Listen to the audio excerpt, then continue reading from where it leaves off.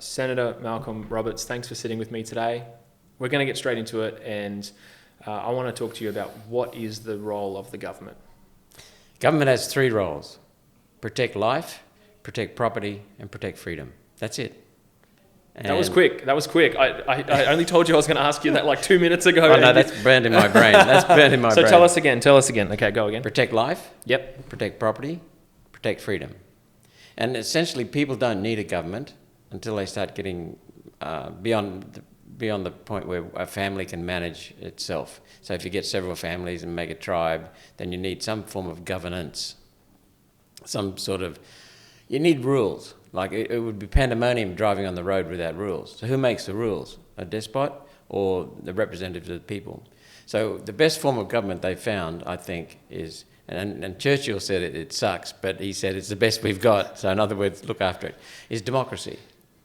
And there's a little saying, it says something like, the totalitarian governments, the people are scared of the government. In a democracy, the government is scared of the people. And that's what Thomas Jefferson, who is arguably amongst the brightest of the American founders, and that's saying something. I've never heard that quote. That's really good. Yeah. Thomas Jefferson said, most people are wonderful. But he didn't say these exact words, but he said, you got to have government, and government seems to corrupt people. Their ego seems to come out, because we've all got this conflict within ourselves and between each other of the ego taking over. And we constructed our ego from the years, critical years for development of humans are birth to 6. We don't develop an intellect and reasoning skills until 9. So in other words, we don't understand the world, we don't understand ourselves, but I fabricated Malcolm when I was ignorant. And so we've got to be very careful about that, the fact that our ego takes over sometimes. And I don't mean the traditional, I just mean the entity that I've created, the entity you've created, Levi, is not our true self. So what happens in government is because the government has control over people, wherever you have control, there's an opportunity for people to try and steal from others and to use that power. It's just human history. So you've got to put some sort of brakes on that desire to control, that desire to steal. And most people, I meant what I said, most people are wonderful. They truly are. They're very caring. So perhaps we could talk about that later. I love talking about that. But that's not the image that's portrayed. The image that's portrayed is government needs to protect you from yourself. Government needs to protect you from your neighbour. Government needs to protect your neighbour from you. And so it's been built up. But essentially governance is some form of organisation, structuring of society.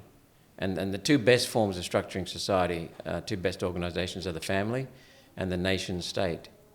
And they're both trying to be destroyed by the people who are trying to put in global governance. Didn't take long onto that topic already. And because it's in everything, global governance. But so government has a role to organise society for the benefit of the people. Protect life, protect property, protect freedom.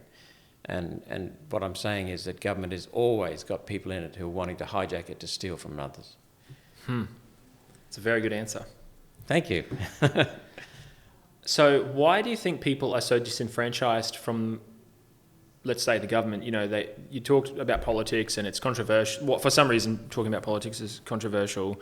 Oh, I don't care about that stuff. I don't follow that stuff. They just turn up on the day, look at the signs and probably vote for the party that they voted for last time. Why are people so disenfranchised from, let's say, the government and this democratic process that we have, when it should be the thing that we care a lot about because it influences our lives, and then they're the very ones who turn around and blame the government for the very problems that they have, that they've kind of created in their own lives by not being involved in the democratic process in the first place. Right. It's this weird. Am I making sense? You are making sense. It's a long and complicated answer in many ways because you've got to first understand the issues. When I was a boy, I think people would vote pretty much 45% Labor, and it was a real Labor Party then. It's not the Labor Party anymore. It doesn't look after workers, it screws workers. But 45% Labor, 45% Liberal. And the swing voters, the 10% in the middle, determined who was government. So if the people who swung to Labor, you'd get a Labor government. If they swung to LNP, you'd get the LNP government. Then people started waking up more and more, and the media pushes this red versus blue, red Labor, blue Liberals. And Levi, that same thing, and many people are only just now waking up to it. You got red and blue in the five major democracies, Anglosphere democracies that came from the British Commonwealth.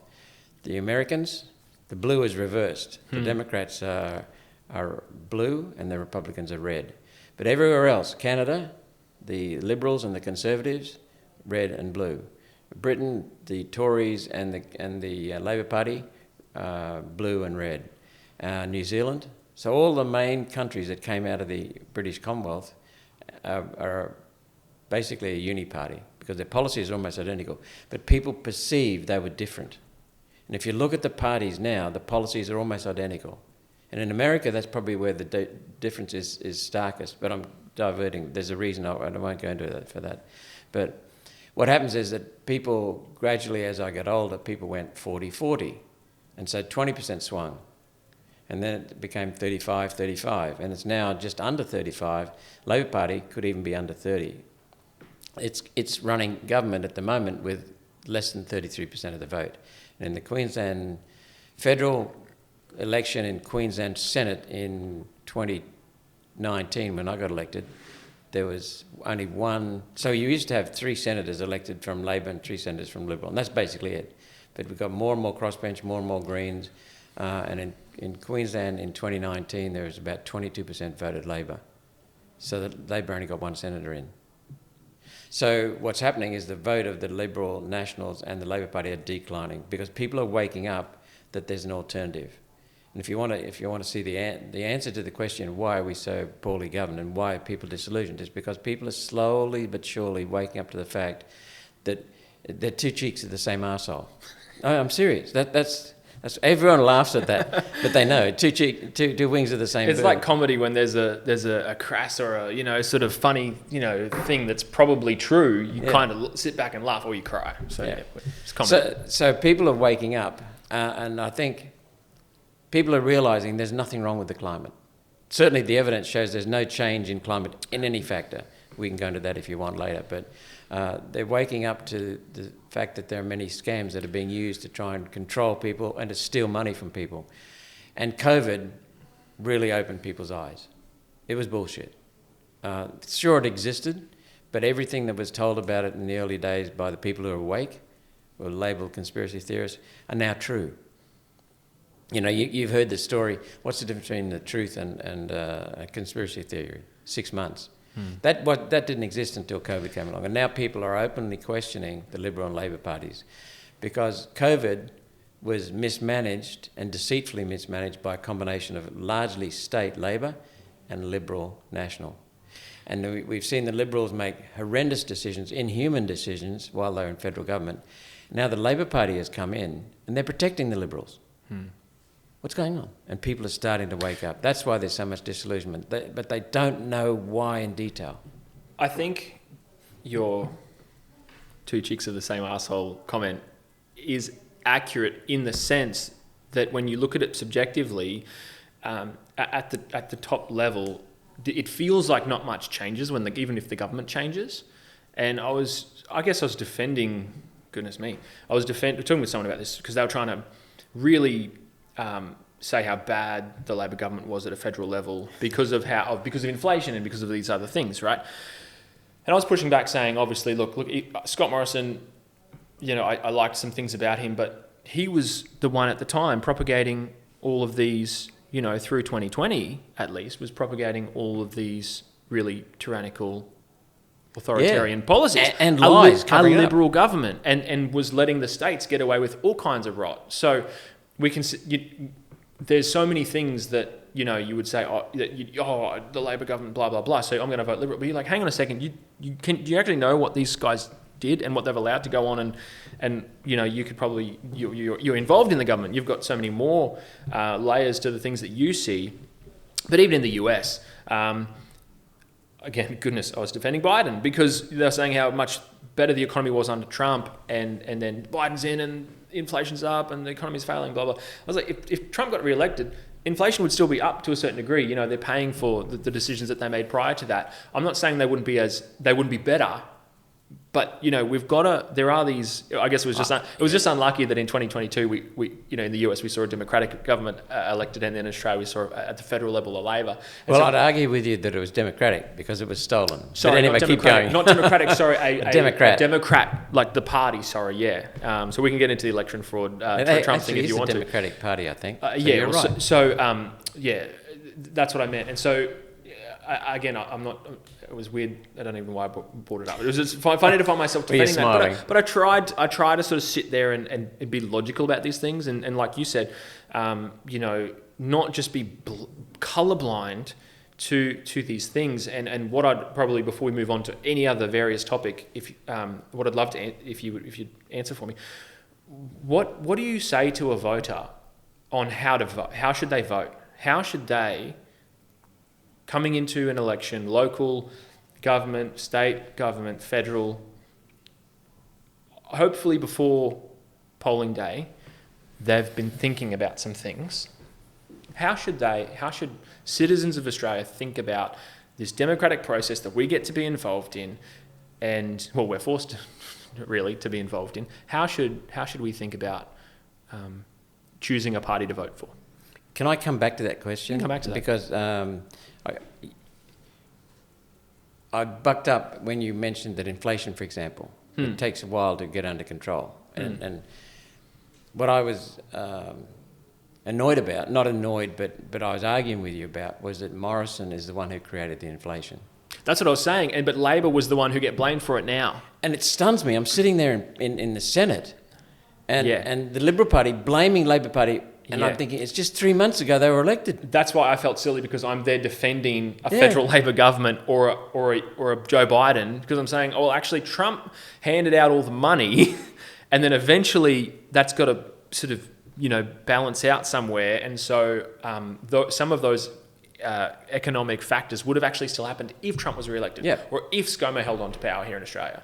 They still would have happened. So I guess it's just unlucky for them that the timing of it. But so, I do actually agree with you there. And that's what I was trying to say in when you were saying it's things don't, two chicks are the same asshole. I can't think of a better example now, sorry. But it's sort of like that's they're paying for each other's consequences, and it's same. We had an authoritarian federal Liberal government. Mm-hmm.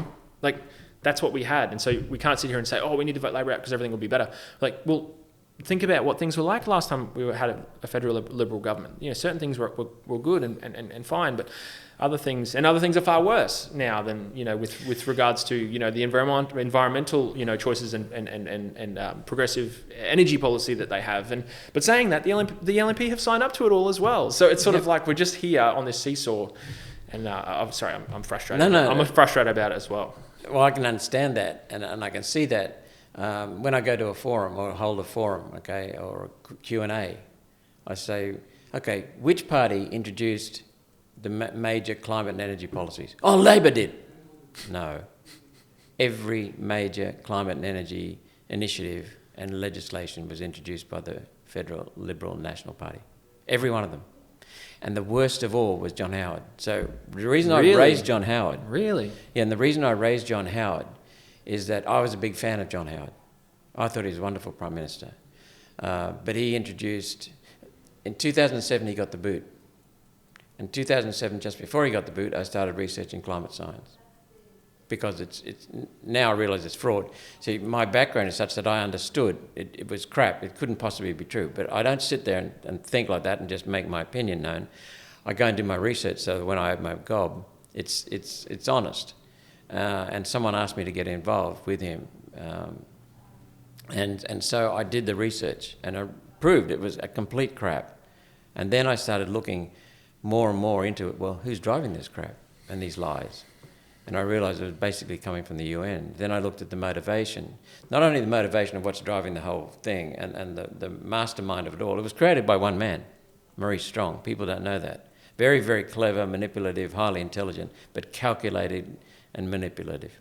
Extremely capable. So he created it, and then he made sure that the systems drove it so that people would make money out of it. Not the people, but a few key individuals. So you get them on board, and those billionaires make squillions out of it. and they push it along, and then you get the celebrities involved, and then you change the systems to drive those behaviours. And I can go into that in detail, but it's basic stuff like that. So in 2007, I thought he was so good, in my opinion, and I'm fairly well educated, and I came from a family that wasn't politically as such, but it was politically aware. So I was in the minority of people in this country, and I thought Howard did a wonderful job. So good that I wrote him a letter when he got booted out. Because remember, he lost his seat, which was pretty undignified, saying, thank you for what you've done over the last 30 years. Remember that. And I got a nice little letter back saying, thank you for your thank you letter, which is nice. In the ensuing 6 years, I researched the climate science, and then I got deeply involved in it, holding politicians and media, journalists, academics accountable for it. And I was absolutely disgusted, with the exception of a few politicians. And then in 2013, and John Howard introduced the national electricity market, which is destroying our industrial energy and our home energy. He introduced the renewable energy target, which is destroying the same things. He was the first leader of a major political party to have a carbon dioxide tax as policy. People don't know that. Yeah, Julia Gillard usually gets the credit for that. Yeah. He was the first one to have a policy. And the other one was he did something that is very, very close to a Liberal Party, a true Liberal's heart, and that is property rights. He destroyed property rights. He stole them, so I can go into that in detail if you want. But they're fundamental things. And I didn't know that immediately. But I worked it out, and then I saw who did it all. And then in 2013, in London, he was at a Global Warming Policy Foundation annual lecture. Now, the Global Warming Policy Foundation is a skeptic think tank. They know the science is crap, but they don't go into the scientific debate because it's been so polluted. Instead, they look at the economic costs. And on that basis, they say what we're doing is insane. And it was formed by Lord Nigel Lawson, who was the former Chancellor of the Exchequer Treasurer for Britain. And he's pretty switched on. Anyway, he invited John Howard to address it. Now, you don't get invited to that if you're a climate warrior. Mm-hmm. So basically, by turning up, Howard confirmed that he was a climate skeptic. But the fundamental thing that really got me annoyed was that he stood up and said, on the topic of climate science, after introducing all these major policies that are now gutting our country, on the topic of climate science, I am agnostic. He didn't have the science. So we were told it was all based on science and it was based on bullshit and lies. And so I wrote him another letter saying I rescind my first letter. I didn't get a reply, and I'm serious, I did. So I heard someone early in all these sorts of conversations talk about, you've heard of big pharma, you've heard of big tech, and you think of these as the upper echelons of organisations in the world, and it was like they're dealing in the billions, trillions, but big green. There's this, big green, and these climate companies and all this stuff, they're in the trillions. They were sort of that, like, all big tech and big pharma get a lot of the media attention, but going on behind it and way above higher is you're talking about the BlackRocks, the Vanguard, far the bigger dollars is big green and the money that's involved in sort of all of these sorts of things that they're putting in. I remember we watched Al Gore's movie. What was his An Inconvenient Truth? An Inconvenient Science Truth. fiction. In social study, social geography in high school. I remember this is it was so funny. I remember watching, remembering that we'd watched that and just like nearly just falling off my chair laughing because, anyway, reflecting on that. We were at Brampton Island, not far from here, and we were killing time before dinner, and we turned on the movies, and one of them was Inconvenient Truth. And we jumped in at the 20-minute mark, right? So I didn't get the early emotional. It was a very, very carefully choreographed and crafted movie. It's all bullshit, but no, I'm serious. I can. When I smile, I'm not disagreeing with you. Anyway, so we got in after it was done by Paramount Movies. And Hollywood's a master of propaganda, a master of using emotion to steer people and mislead people and swamp people. And And so we missed the early introductions to 20 minutes. And then it was just fact after fact. It was just a lie. And some things basic about the auto industry, for example. I know a lot about the auto industry. I just said to my wife, Christine, this is a lie. That's a lie. That's a lie. It was all rubbish. But what they did was they choreographed it. And he won a Nobel Prize for that. Peace Prize. Came out in 2001, didn't it? So what I was getting to was that the media, you've not only got Paramount being hijacked or hijacking itself or lending itself to doing a massive propaganda exercise through An Inconvenient Truth, which was lauded around the world and became the basis. Al Gore then started... But why? Why would they do that? For money? Money and control. Everything is driven for two reasons. Global governance, which is money and control. Wealth transfer, they want to turn us back to feudalism, and they want to make sure they have control of what we do. Energy, food, banking, water, they're all there. And I didn't see this until probably 2012, and then I started recognizing it everywhere. But what I was getting to is that the media is also pushing that crap. And so the media is owned by the same globalists who are pushing the global governance bandwagon. They literally want to control the world from Geneva or New York. And the World Economic Forum is in on it. They formed an alliance in 2018 with the UN. So this has all been going on. And if you'd have said to me in 2011 that this is what's happening, I would have said, you're full of it. I just would not have believed it. But now I not only believe it, I state it. And so I could just jump all over the place. Yeah, I know. There's so many places we can... So what would I say to people? I would say, look carefully. First of all, set aside the media, because the media is deliberately pushing liberal Labor. In America, Canada, New Zealand, Britain, the media is just... There's only two involved. And you watch, they'll ramp up the pressure and they'll do two things. They'll try and smear One Nation. They'll try and pump up the Greens and Labor Party and pump up the LNP before the election. So the people are conditioned to think there are only two. And Mummy and Daddy voted for Labor or Liberal, and they'll just follow that. They don't realise, we can hand out how to vote cards, building on your example, and somebody walk up and say, oh, bloody hell, we got to vote again. Like it's a big deal for 10 minutes, once every 3 years. And then they go in and they draw a dick and some balls on it, and that's it. That's their vote. And then on Monday, I'm serious. Yeah. Then on Monday, they say, oh, bloody hell, Labor's still in. I mean, they're looking after their tax, their housing policy, their immigration, their inflation, their energy prices, banking. They're outsourcing the raising of their children. What a wonderful statement. Like, they're giving everything away to this institution. Yep. So, first of all, we've got to set aside... I can get controversial, Malcolm. I can get very controversial. That was a very good statement. We've got to set aside the media. We've got to set aside what Mummy and Daddy did, because back then the Liberal Party was probably reasonable, and the Labor Party was definitely the Workers' Party back in the 40s, but not since then. So... I'm going to defend you for a second. So I want to talk about something called concept creep. Have you ever... Before you do that... Yeah. So I would say to people... Look at the character, the strength of character of the candidate. Mm-hmm. Look at the policies of the party, the real policies, and look at the values of the candidate and the parties. And Sorry, I should have let you answer my question. That's all right. So they need to look at the candidate, strength of character of the candidate, strength of character, values, and also the policies. And look. So they don't have to like who they're voting for. It's not a popularity contest. That's what I like to say to people. That's right. Oh, I don't like him. He said this. Well, good thing it's not a popularity contest. You don't have to, live with the guy in your house or whatever. That reminds me, Levi, you've just hit a fundamental point. We are a Westminster system of government. Yep. Where you elect, here in Yeppoon, you elect someone to represent you in Yeppoon. And you elect a senator 12 senators for Queensland to make sure that someone holds the government to account and is a house of review, puts a brake on, which we can discuss later.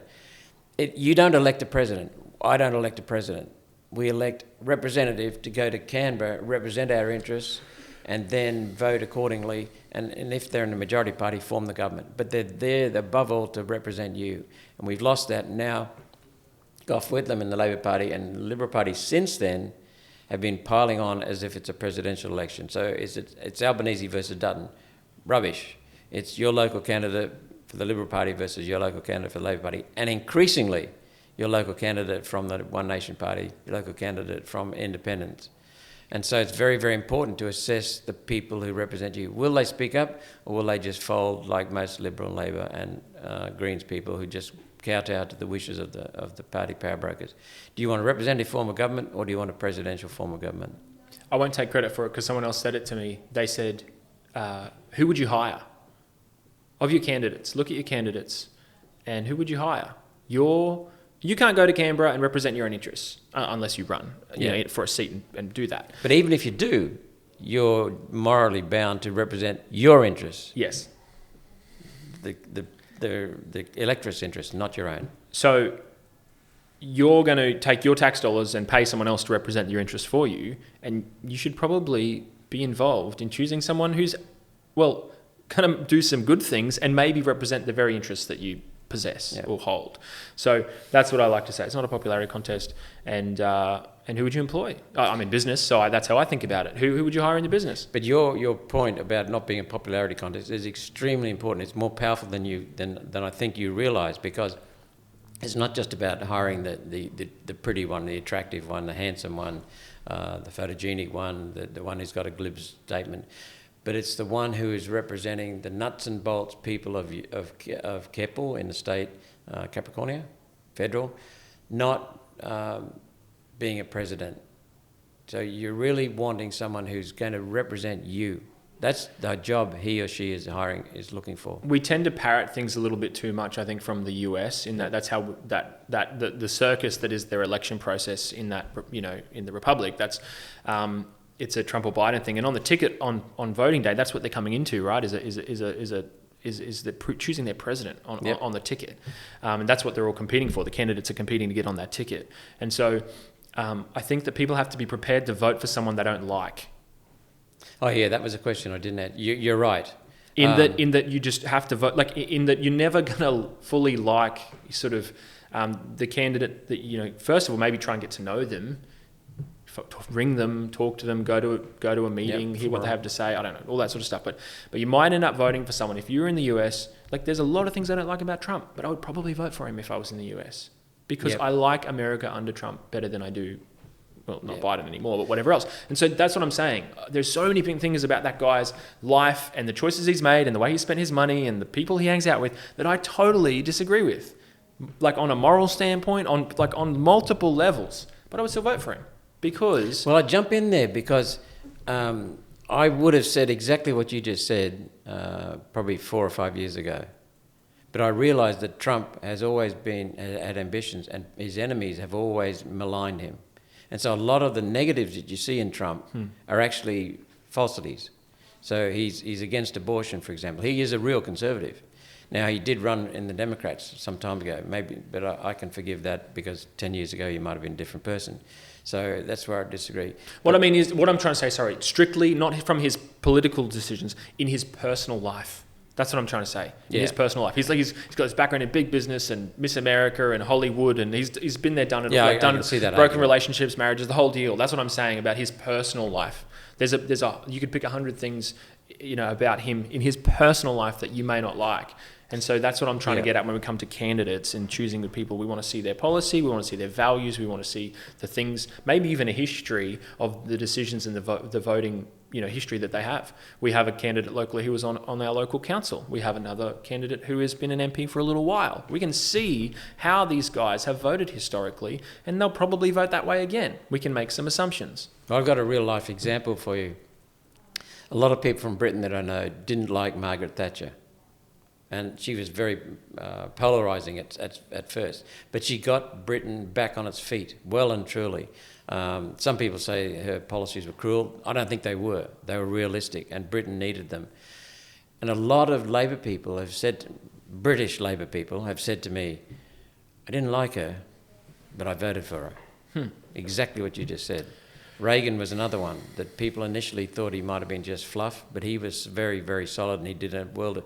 I was living in America for a couple of years, when Reagan came into power. I'd only been there a few months when he came into power.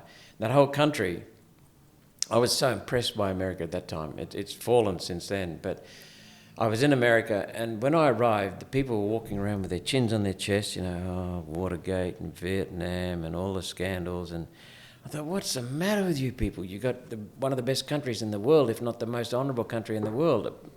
And Reagan just came in and just picked the whole country up, shook them by their shoulders and said, get moving. And the whole country just blossomed, took off. Another one was Joe Bjelke-Peterson. People didn't necessarily like him, and it was fun to disparage him and make fun of him. But I was a Queenslander and I was moving around. I'd change jobs every 6 months to get experience in the mines underground. And so I'd be in New South Wales quite a bit, but I'd come home every 6 months. But I might be in a party, say in New South Wales, having going out. I was only 20, 21, 22, 23 in a party. And even that age, people would say, Joe would do something again. Yeah. And he'd always fight for Queensland. He's very, very passionate. And he balanced the budget, he decreased taxes, he developed Queensland, he built infrastructure, he got us free of debt. Just wonderful. Just basic common sense policies. A very hard-working man. And something had happened in Queensland, him standing up for their rights again, and he'd be smashed in the media and maligned. And people down in New South Wales at a party would be saying, oh, that Joe's an idiot. And they'd walk up to me quietly and say, I wish he was down here. Because they liked the man, he really fixed the state. So I get your point totally. So I think that's missing. That's missing from, and I in every conversation I can, I try and break that down in people. Like, oh, you don't have to like the guy. You don't have to like the girl. Who are they serving your best interests? Are they aligned with your values? What do you know about them? I think you have to trust them. It's a huge amount of trust that we're placing in our politicians, and that's why it's just so shocking to hear people say, like you said, go in and draw a dick and balls on the voting slip, and then they complain about. I don't think you don't have a right to complain if you don't involve yourself in the process. And if you're going to sit there and say none of the candidates are good and they should all go to hell, then you better put your name on the ballot and run, because I don't think that you can criticise. That's just how I think. I agree if you say there's no good candidates out there, well, you go. See, the only difference between Labor Party and Liberal Party, we could go into the details if you want. In their policies, there's bugger all difference. But there's one major difference between the Liberal Party and the Labor Party, and that's why I put the Liberal Party ahead in preferences to the Labor Party. So, what's the difference? That is that in the Labor Party, no one crosses the floor. Or if they do, on the very rare occasions like Fatima Payman from Western Australia recently, they get turfed out. They really get smashed. They sign, I didn't know this until recently because of Fatima Payman, but they sign a declaration when they become candidate for the Senate or the House of Reps that they will always abide by the Labor Party decision. They're not representing you. Straight away, they've defaulted. Now, in the Liberal Party, the majority of them no longer cross the floor. The majority of them just follow what the party power brokers do. Just like sitting in a division in the Senate, sitting next to a Liberal Party guy, and he'll say, what are we sitting here for? So I'll have to explain it to him or her, okay, I don't really believe in that, but I've got to do it. But in the Liberal Party, the one difference, and to some extent in the National Party, you will find just a few, less than a handful, who will cross the floor on a few occasions, not many, because even them, they've got to be careful that they don't burn their political capital. So you'll get an Alex Antic, a Jared Rennick. Matt Canavan. On some things. Matt some things. Discusses which way the wind blows. But to be fair, on Christian matters, he is strong. Yeah. And he is good, and I like him on that. And I like him on several things. But I don't put him in the same category as Jared Rennick or Alex Antic. And Craig Kelly used to be that way. George Christensen used to be that way. And they also work behind the scenes. And Alex is starting to do that a lot as well. So they're actually looking after their constituents. I don't see many doing that. I think that's the other important thing when people think about voting, and this is why I think we are seeing a swing on both ends of the spectrum. Like, let's say, at the teal level, and the Greens level, and then in the Conservative arm of the political parties in Australia as well, is we're seeing people push into those ends because they feel like they don't have a real voice with the two-party system. Especially when you back someone who just toes the party line. All they want is a soft, comfy career where they, get a ministerial role or something, and they vote with the party on everything, and you don't really hear much from them. Right, and I think a lot of the differences are fabricated deliberately By the media. By the politicians themselves. They all try to talk like they're centrists, but their actual policy... David Pocock's an out-and-out socialist. I don't think he knows it, but... and I'm not disparaging him in that. I don't think he's thought things through. He just blindly follows the teal philosophy. And in doing so, he's making sure that Simon Holmes à Court, who funds the teals through Climate 200, is going to make more money. So he's as bad as the non-existent coal barons who they claim to be spending money on candidates. I haven't seen any of that. I haven't seen anyone who's funded by a coal company. Maybe their party has been to a small amount, but not much at all. So coal, oil money, it doesn't get splashed around on those kinds of things. It doesn't oppose the climate. But the teals are definitely funded by people who are making money out of the climate scam, the climate fraud. And so I do want to touch on that, and I think you're a conspiracy theorist until you're not. I guess that's sort of how it goes these days. But what I want to touch on, and I think it's important, like we can probably sit here and find a few things that we agree on, and we could probably find stuff that we disagree on. Right? That's probably how it could work. Yeah. And I think what I don't like about really strong, outspoken politicians like yourself, and like Pauline Hanson, and like Matt Canavan for that matter, and like Alex Antic and some of the other guys we've named through, some of them are senators, some are MPs, some names are more well known than others, is that they throw the baby out with the bathwater here, and they point at one thing that's often a lie that the media has sold them about the person. Oh, I don't like such and such, she's a racist. And you're like, okay, well, show me a policy from that person that, oh, well, it's just, it's fabricated, it's not real. It's just the belief they've been conditioned to believe a particular thing based on their media perception or whatever. And so what I'm getting to here is concept creep.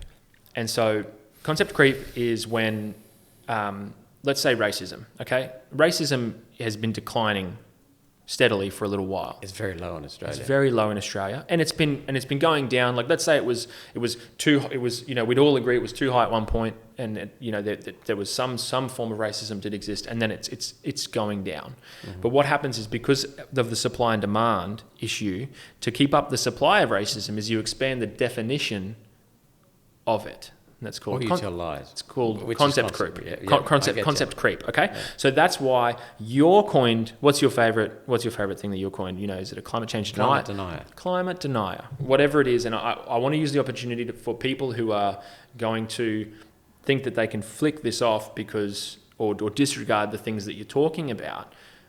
Firstly, or briefly if we can we talk about your education? Highly educated man. You studied engineering, went to the boys' grammar school in Brisbane. Yeah. What did you do in Chicago? You studied something. MBA. You got your master's in business administration in Chicago in the US. Yeah. Like you would outrank in terms of your education almost every voter in Queensland, based on your education. Just to hear me out here in terms of your intellect, IQ, other things like that. So you're not. This isn't just some. Crock pot that you've cooked up because you don't have anything better to do or because you aren't smart enough to know the truth or anything like that. There are really smart people in the world who are agreeing with you and are saying exactly the same thing and coming to exactly the same conclusions. And what I would want to say to anyone who pushes back against the things that you're trying to do is that they should just check their sources and just slowly try and think about the things that they believe and why they believe you, why ever they've coined you that term, and just check it.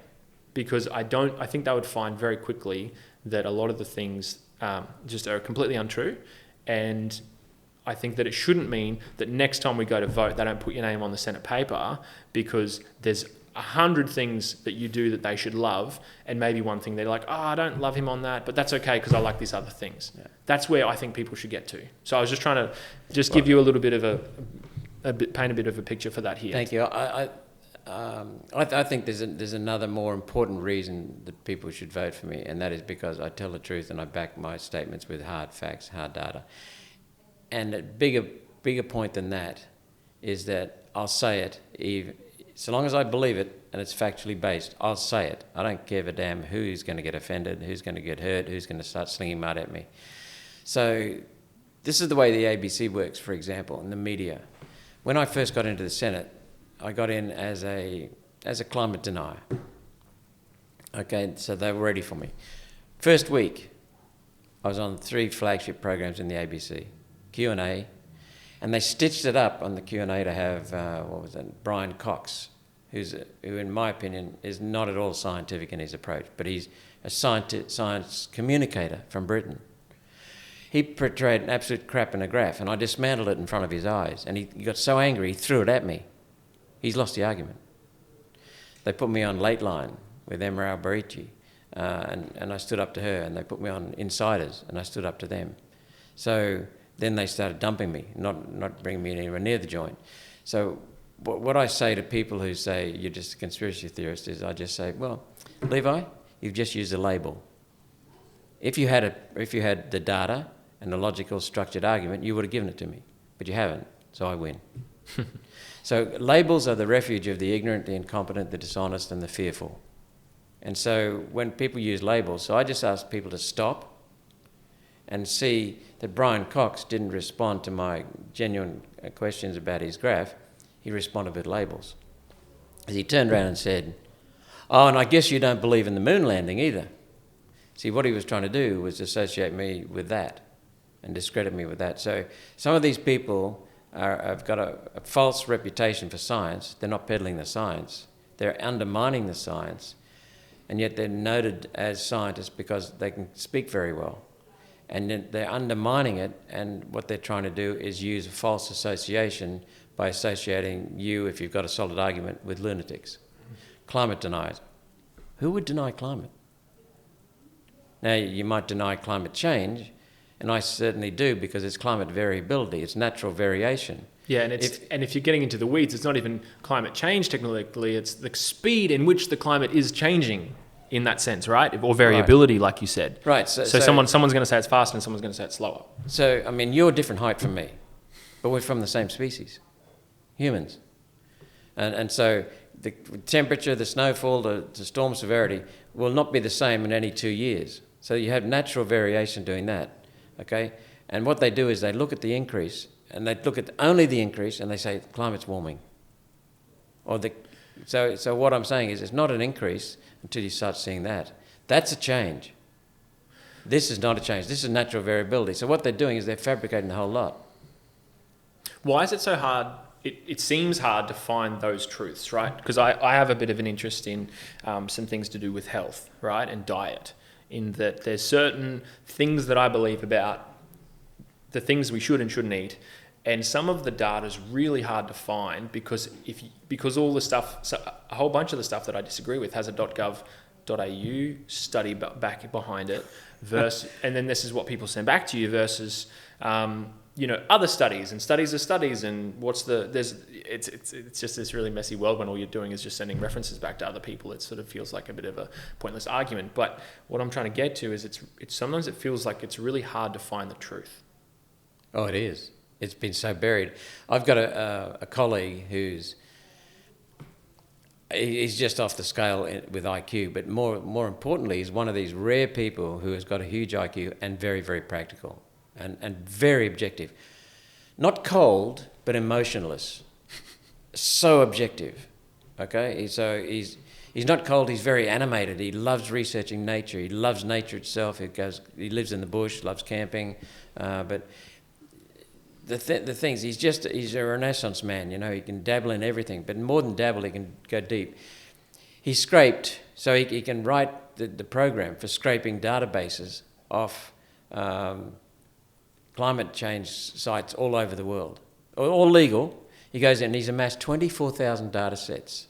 So I'm trying to, and he's got an Order of Australia medal for services to research. This guy's no slouch, and he's legit. He started researching the food science, and he called me up one day and said, You won't believe this. It is almost as bad as the climate science. Now, the climate science is not a science because there's nothing supporting the core claim, because it's all been fabricated. It's a claim to get a tax for global governance. But the food is somewhat independent. There's no real objective in the government, although the United Nations and the World Health Organization are pushing vegan diets. And they're false for doing that. But he said the science, you know, the food pyramid, upside down. Yeah, it's one of my favourite podcasters put out stuff recently, and it was titled "The Food Pyramid is a Scam." Yeah, and it was basically Kellogg. you'd know this. It was fully constructed by the agricultural industry in the US at least, and doctors of the day had given feedback against the very structure of it. Yep. And they didn't listen, they just went ahead with it, because basically in a time when people were starving and you wanted to feed people, in a society where you're trying to feed people, as many people as possible with the most dense calories for the cheapest money possible, carbohydrates are a good way to do it. Well, the cereal manufacturers, Mr. Kellogg, Yes. had a big part in that. Well, a huge also, part. one of my favourite stories about Mr. Kellogg's is he's a Jehovah's Witness. Yep. And again, we're getting into one of my other favourite topics, which is fertility and birth rates, which is he, as a Jehovah's Witness, was trying to reduce promiscuity in teenage Americans. And if you eat Kellogg's cornflakes for breakfast every day, guess what happens? Your fertility rates drop. You are becoming more infertile by eating that cereal for breakfast every day. Oh, well, loaded up with hormones and even better. So, these hormone. are just things that are very fascinating parts of our history that... There's some weird people that have held prominent positions in our civilization. For sure. So we've gotten into the weeds there. What I think I want to come back to is, and this is going to be a little bit of an interesting one. But when you talk about they, you know, are you meaning globalists? Is this what you're trying to say? In what context? When you're talking about at a global scale, when you're talking about let me try and work out how to phrase this. They pushing climate change. Yeah, they them's the men in black suits. This conceited effort to I guess send really, you know, civilized nations back into poverty. Where is it? What do you see that coming from in terms of? I have a particular view on what I think. Even let's talk about the COVID stuff in our state level here in Queensland. People were using phrases like plandemic and things like that, and it's really hard to know what the truth is in terms of those really high level things of, you know, where this came from and why it came to us and all that sort of thing. But what you see on the ground is these outworkings from a government doing what they thought was best for their citizens. That's what they said. Yeah. But what I've heard someone say, and you might disagree with this statement, it was, don't ever give credit to conspiracy where you can credit ignorance. Never attribute malice when stupidity suffices. That was Ockham, I think. So was the state government in Queensland telling you can't have a beer with your mates at the pub unless you get the jab? Stupidity, or was it malice? Because when you get one-on-one with those people, it's hard to think that there's this cabal having backdoor meetings and conspiring to send us back into the Stone Age, or is it just stupidity, them covering their own asses and their own jobs? I think it's a really good point you raise. I think it's both, a combination of both. And for some of the politicians, most politicians can be summarised, federal and state, as stupid, ignorant and gutless. And the gutless is what dominates. They won't investigate because they're afraid of what they'll have to do if they do investigate. And they're just happy to go along with the power brokers telling them what to do. So they're not in on the conspiracy.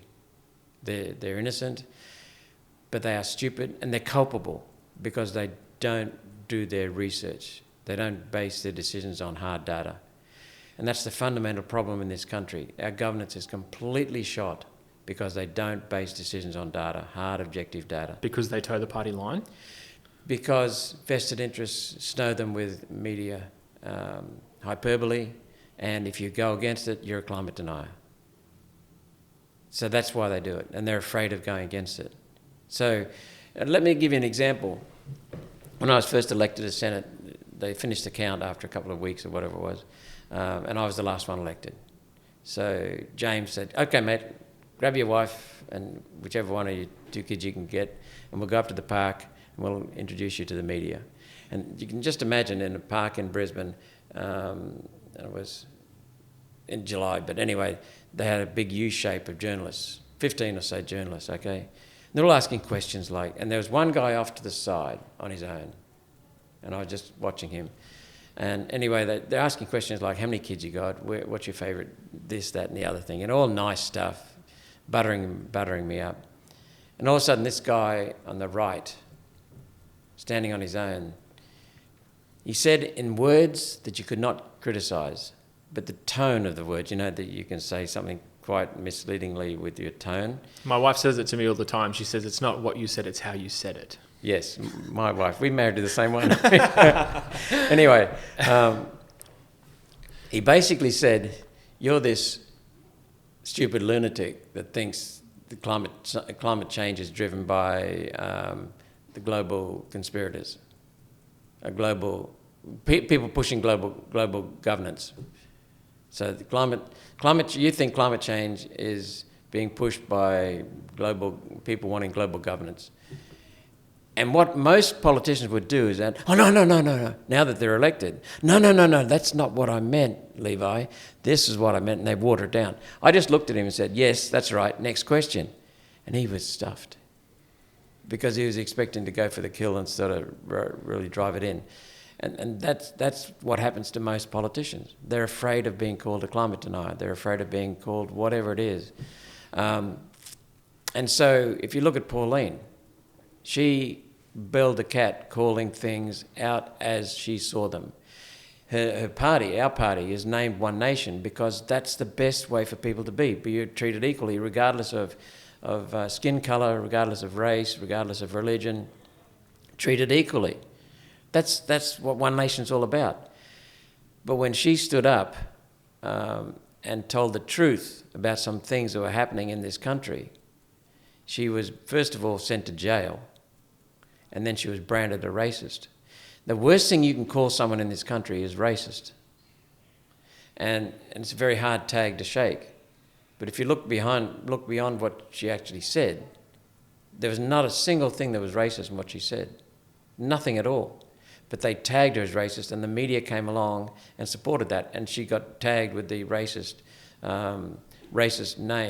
label. But what happened was, I've noticed that, for example, as soon as I was elected, I was walking towards our party headquarters at the time in Albion, and there were 3 Aboriginal people walking towards me. And they said, where's this Senator Hanson that's just been elected? And I said, oh, she'll be here in about half an hour, just come inside in the party with us. I said, where are you from? Noting they were Aboriginals. Oh, the Territory. What are you doing down here? Northern Territory. Oh, she's the only one who understands our problem. She's the only one who'll fight for us. And when we went to, first in Canberra, Pauline and I went to a Vietnamese restaurant in the suburb of Griffith. And it was a wonderful restaurant, and a lot of politicians go there and they write little things on the wall, right? So it's a bit of a thing. Well, Pauline walked in there, but she could hardly get out because everyone was wanting selfies with her. And they were mostly Asians. So the Asians are very hardworking generally. So they like Pauline because she stands up for the real Australia, the true Australia. They came here because our country rewards hard work. And they didn't want to see the values smashed. And they saw only Pauline standing up for them. Same with the Aboriginals. Now, I've been across every Aboriginal community in Cape York several times. And the messages I hear are just reflecting what Pauline's heard. So all Pauline did was call the truth. But some people had to get off their fat asses and do something if they agreed with her. So they didn't want to. They're just lazy. So they use a pejorative, a label. So that's what happens. So you're exactly correct. So you've always got to pry beyond the labels.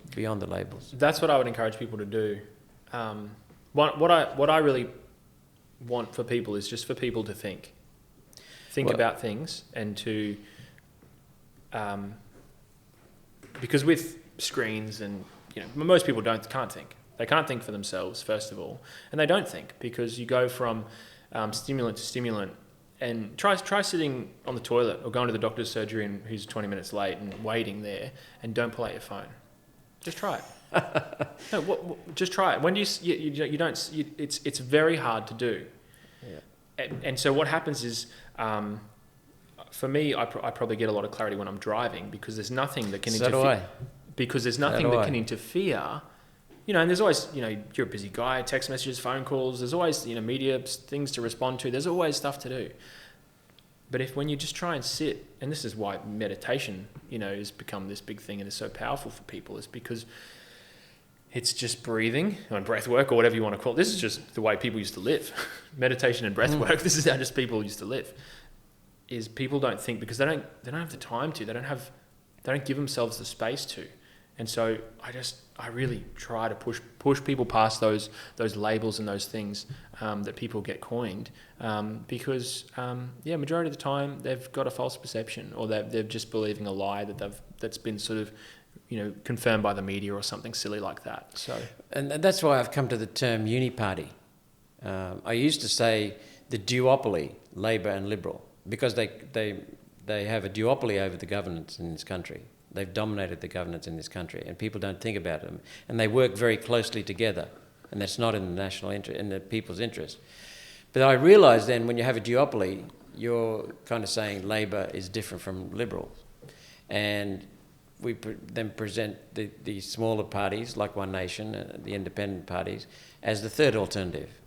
What I've come to realise is that when you strip away all the crap, there's a uni-party there. Labor and Liberal are two cheeks of the same arsehole. They're there together. The policies are almost identical. And so you've got Dutton banging on against Albanese, but they're really pushing the same thing with minor differences. So why do they sign on to those targets? Is it to try and get all the voters who are going to leave because they're not happy with their energy policy? Why do they sign on to that stuff? You've nailed it. Well, there are several things. Again, it comes back to the media, which you've just nailed, and United Nations pushed the global warming scam, the global warming fraud, the climate fraud at their major conferences, the Kyoto Protocol, the Rio de Janeiro conference, the Paris Agreement, these kinds of things. And the local politicians who attend... Aidan, if this gets flagged on YouTube, you can help me with that, right? Yeah. Thanks, yeah. The local politicians are undermined by the media. So there's so much I could talk about here, but so they're afraid to go against the media narrative. And what you also have because they don't want to get labelled? Correct. They don't want to get labelled a climate denier, like Tony Abbott had been a couple of times. So he folded in and signed the Paris Agreement. But there's also another insidious force. The most destructive political force in this country is the Australian Greens. They're inhuman. Their policies are anti-human, anti-environment. I can talk at length about that. Anti-family, anti-child, anti-homosexual, anti-women. But they're masquerading as for those things. So the Australian Greens plant the flag. And then the Labor Party goes slightly towards the Greens to pick it and make sure they don't lose votes to the ignorant. And then the Liberal Party says, oh, gee, we'll lose votes, so they move towards the Greens as well. Next thing, Greens policy is in every party. And what we do is say, up you to the Greens, because the Greens are inhuman. So we actually look at it and call them out. So when I first got into the Senate, I called them out in my first speech. Now, normally you've got to be polite in your first speech, and I was polite. But I just looked at them when I was talking about the anti-humanists. But I didn't call them out. But then after that, I did call them out as being anti-human. And I would walk out of the chamber, even my climate speeches, I'd walk out of the Senate, and I still do. And senior Labor Party senators literally pat me on the back saying, keep going, mate. What you're doing is great for the workers. Why don't they do it? They're afraid of the criticism. Why do the Liberal Party compliment me for calling out the Greens? Now some of them are starting to do it. A few years after I started, some of them starting to do it. And so what happens is, sadly, there's also what I would call, in my view, it's corruption. You get a few senior power brokers, people behind the scenes, outside Parliament, but controlling the two parties. They're making money out of solar and wind. solar and wind subsidies. And so they want to embed those policies. And then you look in America, George Soros, who owns the Democratic Party according to knowledgeable people, he leaned on Obama as the Democratic president and said, I want you to bury coal. And so Obama came out with statements and policies that said they were going to smash coal. Peabody's share price, which is the largest publicly owned coal company in the world, went from $1,100 to $15, dropped 98.6%. Guess who bought shares in Peabody? Soros. This is about wealth transfer. This is about control. This is about... When they talk about EVs, they'll never have EVs for the mass market because they're just too damn expensive. EVs will always be expensive because they're insane gobblers of resources. You can't have resources and energy being consumed to make a car without the price being high. And so EVs, the transition to EVs is not about a different source of transport. It's about eliminating transport, so you're on public transport so they can control you. The same with electricity. It's not about solar and wind being different forms of generation. Solar and wind are hideously expensive. That's why they've still got subsidies on them. And so what it's about is less energy and control of energy, now bringing in smart meters to try and control energy. So it's all about control and wealth transfer. And people make money out of solar and wind. People like Simon Holmes à Court, Mike Cannon Brooks, Twiggy Forrest, there's someone else I'm missing. Simon, what's his name? Ross Garnaut. A lot of people making money out of this. And some of them are connected to the Labor Party, some of them connected to their own direct self-interest. So that's what it's all about. But it's most of the people in the Liberal Party, I could mention a name, I won't, would not realise he's pulling the strings. Most of the people in the Labor Party can look at and not understand that the union bosses on the directors on some of the industry super funds are getting heaps of money out of solar and wind. Can you believe they've been accused of being corrupt? When I saw that hit the papers, goodness. I couldn't believe it. Warren Buffett, you know Warren Buffett, he's the most astute investor ever lived. Yeah. Phenomenal reputation. And it's all very, very basic. Is he a globalist? No, I don't think he is. But he gave a lot of money to Gates, who is a globalist. And I think he did that because he was fooled too. So he might be very bright in one area, finance, but not so bright in others. What's the difference between someone like him and Soros in terms of, like, is it pursuit of power or influence or something like that? Because he's you know, Berkshire Hathaway's maintained a relatively clean, you know, image in terms of, you know, not getting dragged into all this other stuff. That's right, and so it's possible. It's possible to do that respectfully. Well, I think it's more than possible. I think that's the better way to do it. Not only morally better way, it's definitely the only way morally to do it. But I think ultimately, long term, a true capitalist is actually meeting people's needs, which is what human life is all about. And so I think you can trust a capitalist. Jordan Peterson talks about this. Yeah.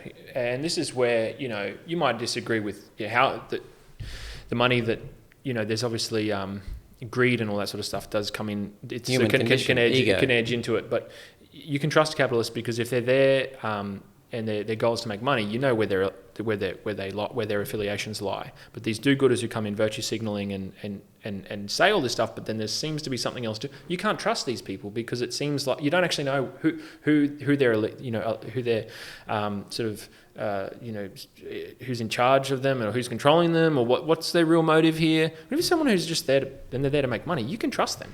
Yes.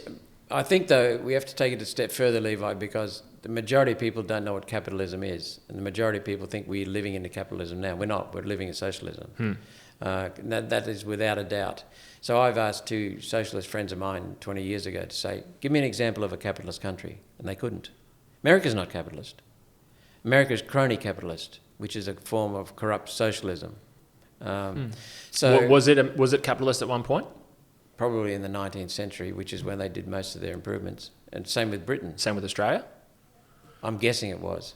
Maybe it was for a short period of time. But a true capitalist builds the wealth, builds the asset base. He adds value. He creates a wealth. And governments haven't been doing that. Well, not only that, many private companies and public companies don't do that now. That they actually destroy. If you're a true capitalist, you look after your people. because people are part of your asset base, your wealth base. And I'm not treating people coldly as assets, but people are the fundamentals to not only being consumers and customers, but the fundamentals of being your labour force. And so you have to treat them better than anyone else if you want to keep them. And now we're entering a shortage of skilled labour. The true capitalist will say, I look after my people, and because in the long term, it'll pay me to do so. Who's the true capitalist in the world right now or in Australia? If you were game enough to name one. It's not BHP. Probably Gina Reinhardt is my guess. I don't really know. I don't really know, but Gina Reinhardt. Henry Ford. Now, I don't know all about Henry Ford. Apparently, he hated the banks with a passion because he saw what they were doing. But Henry Ford paid his workers $5 an hour. I think it was $5 an hour.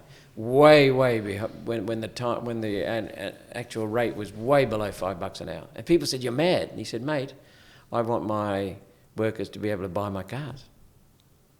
So he's building his asset base. Now, I don't know if that's just one example. Maybe that was cold, but a true capitalist values people. A true capitalist satisfies needs. And that's why, and a true capitalist tries to satisfy needs by making the process really efficient so that he or she can make more money and deliver a lower cost product. Honda would be the definition of a capitalist company in my Honda. Okay. Honda. I don't know much about Honda. Phenomenal company. Interesting. To bring this back to climate change, some pretty smart economists seem to have concluded that the best way on a global scale to reduce emissions is to bring as many people out of poverty as possible. Would you agree with that statement? Yes. The three biggest destroyers of the environment, the biggest polluters, if you like, are war. No one's ever declared war after saying, well, hang on, we can't declare war, we've got to have an environmental impact statement. They just charge in. No, that's serious. It's true.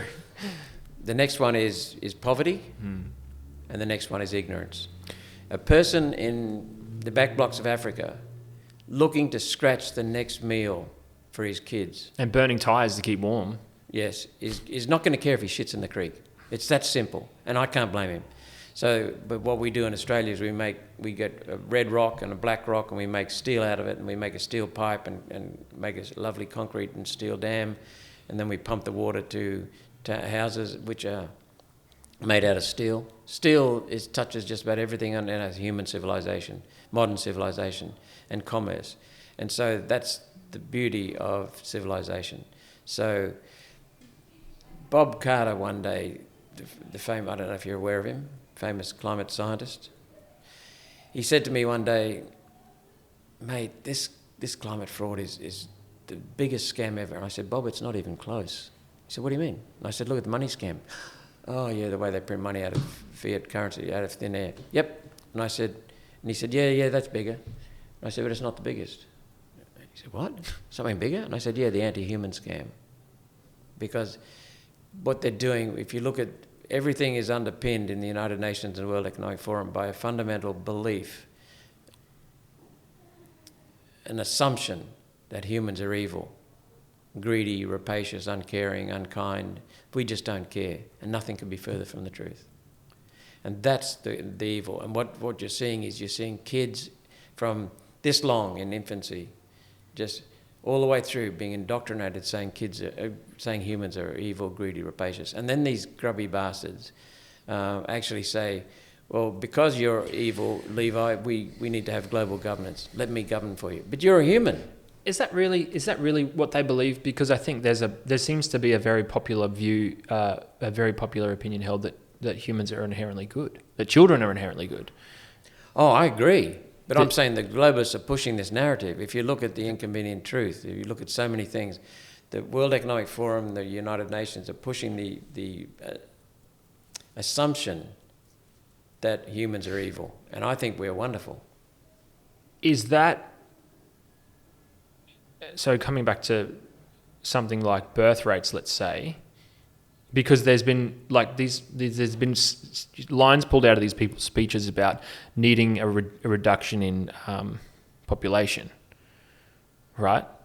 Which some of them are pretty serious. That seems quite evil if that's what their intention is. And there's a lot of different ways you can do that. And that's what we're actually seeing in a lot of nations is a reduction in, like, we're already there. Australia's population without immigration is we're barely above replacement. So what they're saying is that the Earth... Germany's like 1.4. Yeah, what they're saying is that the human species adds problems. Every new birth is a problem. It's a new burden. But I don't see that at all. Every new birth, there's a possibility that someone... You've got another Einstein there. You've got another Thomas Edison there. You've got another person who's got a wonderful heart and a wonderful mind, and they combine to really set humanity free. So what makes you believe that? History, right throughout history.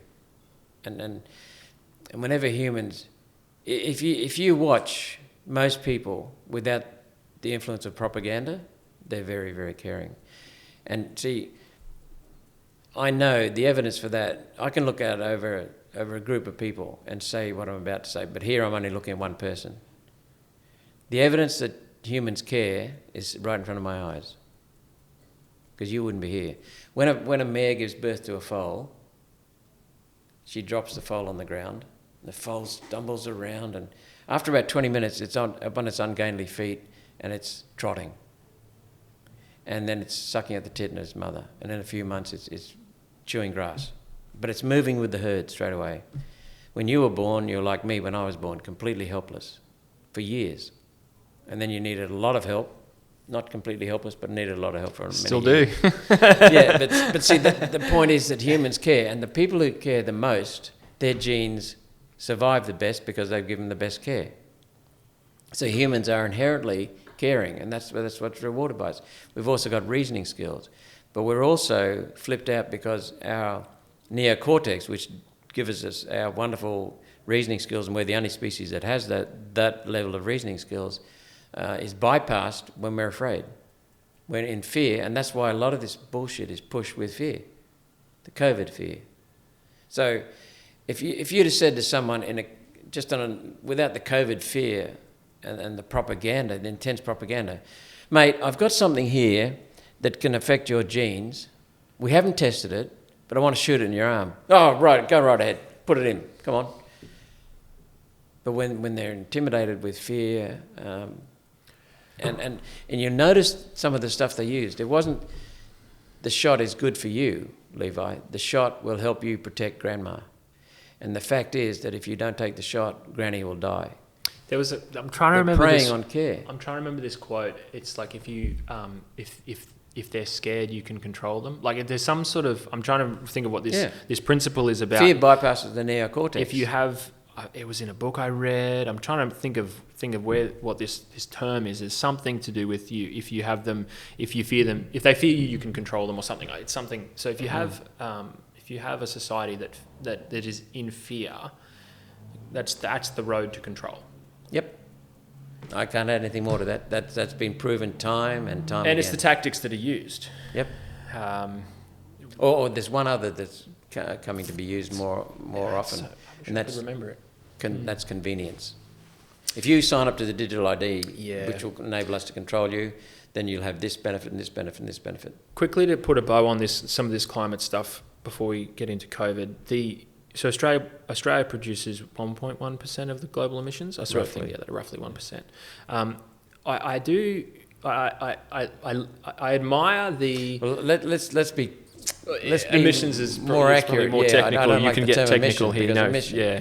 So carbon dioxide production. Yeah. That's the reason I do that, and I pull you up on that. Good, even though I'm your guest, because we have what the control side of politics does is they control the language. See, who's the progressives? These guys are actually regressives, but they're parading themselves as progressives, so that people follow their lead and jump on board without thinking. So that's why you've got to be very careful with the language. I won't use their language. My apologies. I'll fix my language. The whippings will start at 5. So what I was trying to get at was it's hard to imagine that you turn around to someone who's just got electricity in their home and some poor family in Africa and tell them, sorry, you can't use that. It's not generated by solar. What do you think the Chinese are doing? Well, it's this moral high ground that people take, yet we've got, that's why I really, sort of tried to bring that up earlier about, the real solution to what this climate issue is. And I think that from those economists' point of view, what I've said about, and there's a few layers to this, but what I've said about people making change in their lives, let's say getting an electric car or putting solar on their home, we're so selfish, humans naturally, that most people, and I'd like to hear what you think about this, most people won't make those real changes until it benefits them. It's well and good to say you're great, you bought an electric car because it's going to save the planet, but the facts are that Teslas are flipping awesome cars, and they're super fast and great to drive. It feels like you're in a spaceship. With limited range. Okay, there's some limited range and all those sorts of things. And high cost. What I'm saying is, you've done it because there's people who do it for virtue signaling, but there's people who do it because it's just a really cool automobile that is just from the future. Let's take single-use plastics as an example. People are going to stop using single-use coffee cups not to save the turtles, but to save themselves because of the plastics that they're consuming through said coffee cup, and hopefully eventually wake up to the real facts about what they're putting into their body. Like, that's why that's why I take my Yeti to the coffee shop. Isn't it for the ocean? It's for me. Mm-hmm. That's what I think when people, and that's what I don't get. That's why even with this COVID stuff, which we can get into, that's why I don't think like there was a real way to actually give people a true message, not a false message or a lie or instigate people with fear. There's a real route to like bringing truth and telling people why it's good for them and leave it at that. That there is a way to present this, and this is where I get, clearly passionate about.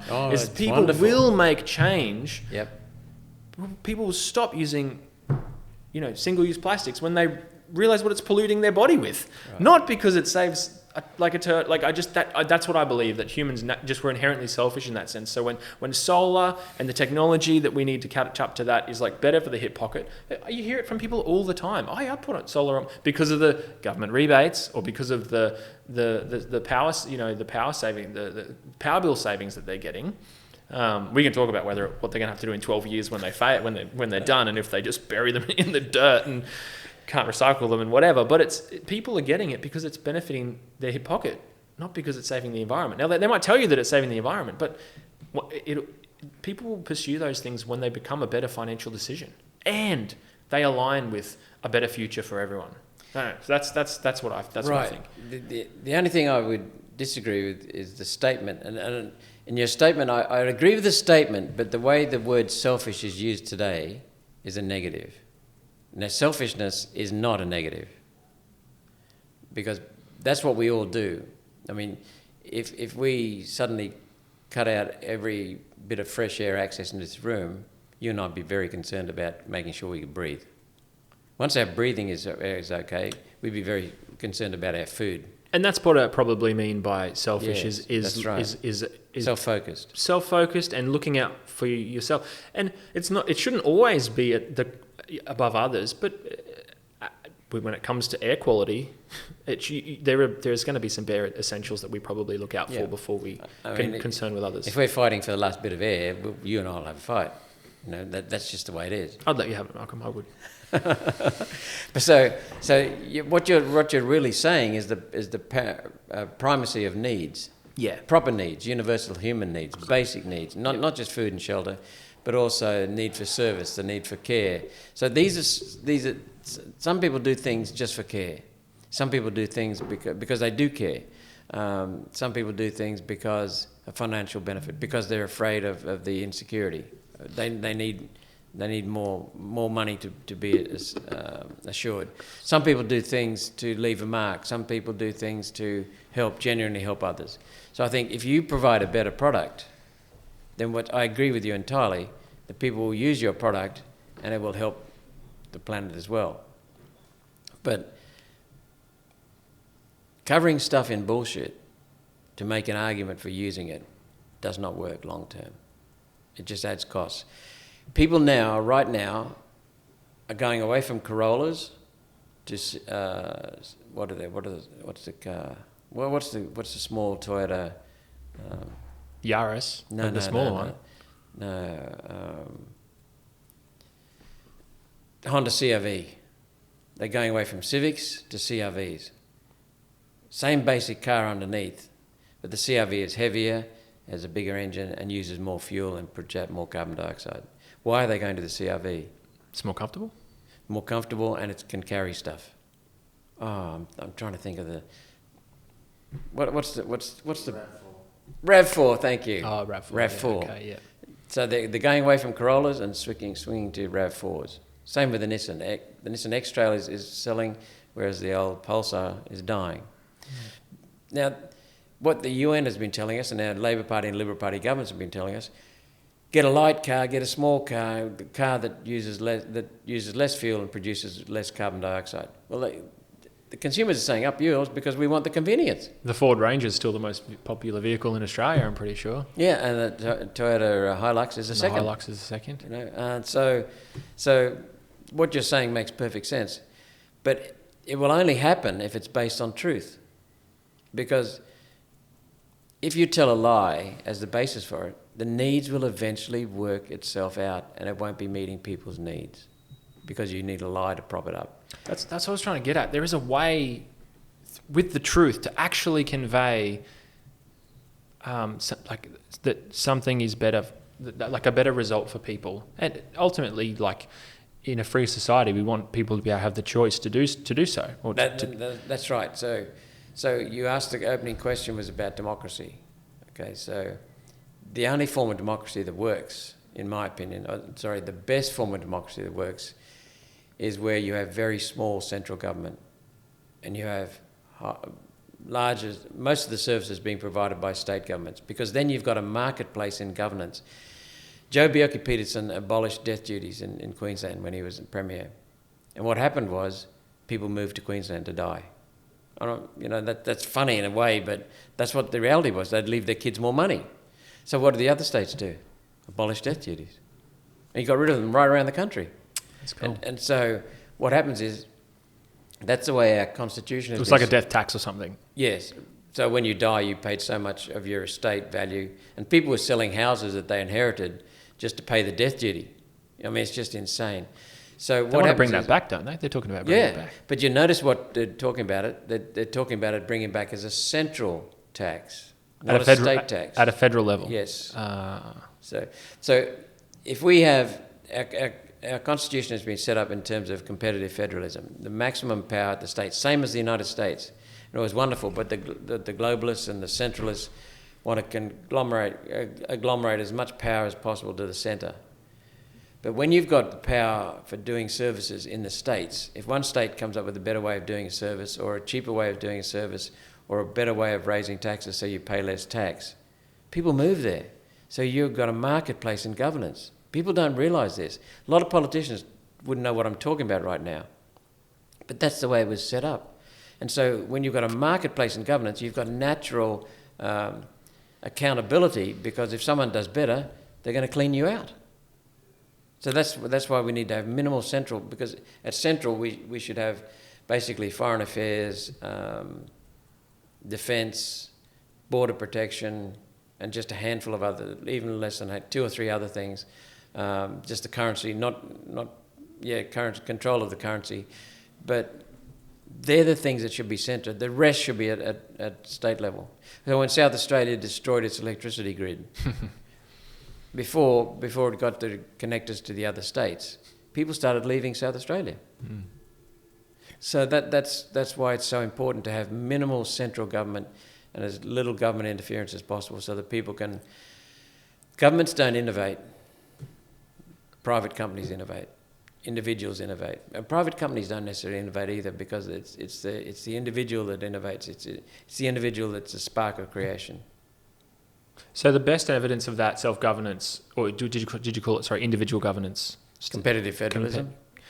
State. That was extremely easy to see at work during COVID. Yes, I knew you were going to go there. Yeah. So that's a good segue to Yes, but there again, there was some... See, Morrison controlled the purse strings. He controlled the purse strings, but then he said, "Oh, sorry, Queensland, I can't get involved in that." That's what he pretended to say. Yeah. But he was really involved because he was saying, if you don't have these policies, you won't get the money. So when they shut down their industry, shut down their supply routes, Morrison was there to back them up with money. Morrison also spent money, billions of dollars of money on vaccines. He bought the vaccines, he gave them to the states, he indemnified the states.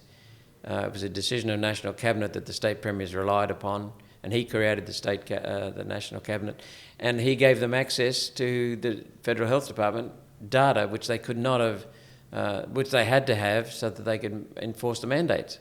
So Morrison made sure that he drove the mandates. Morrison drove that completely. Did the pharmaceutical companies lie to the government about the realities of the vaccine, or did why would the government? Did the government just have to be seen to be doing something? Is that what this is about? Why would they mandate it? Because they don't trust that people can look after themselves and make a logical decision in terms of the individual.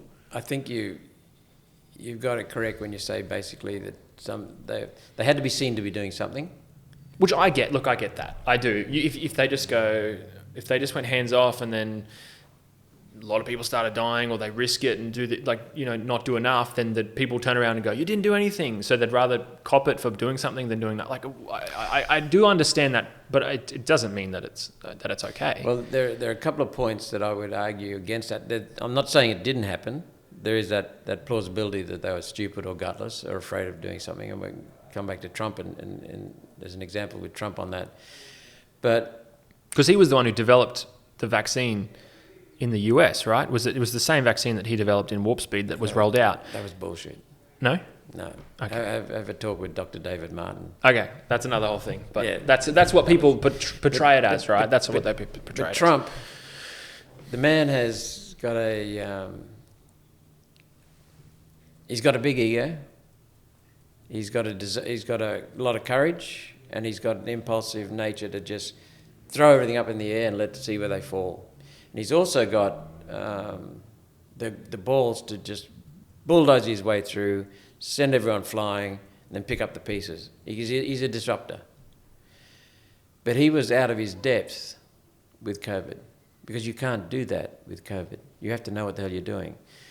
I've only ever seen Trump lacking confidence, lacking courage on 2 occasions, and both occasions Anthony Fauci was on stage with him. And he deferred to Fauci. That's not Trump. Now, Fauci, in my opinion, is a genocidal maniac. I think he's criminal.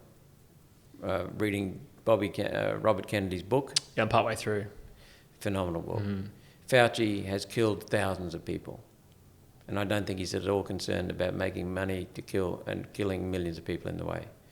So I think there's a lot needs to be unpacked, and that's why we need a Royal Commission, because I haven't done enough work, and I don't think any one person could do it, with the possible exception of Peter McCulloch and Pierre Corey and maybe David Martin. But it's a very complex situation. But Morrison drove the vaccines in this country, and every night for 2 weeks he said there are no vaccine mandates in this country. Defence Department, federal, vaccine mandates. Aged care, vaccine mandates. Australian Federal Police, vaccine mandates. What's the other one? There's another one. Australian Electoral Commission, vaccine mandates, and some other federal agencies. Morrison flat out lied every night for 2 weeks and pushed the vaccine mandates through the states. He did a lot of his dirty work through the states. And he made sure they got the money as a reward. He controlled the funds. He's the one who's caused our modern inflation.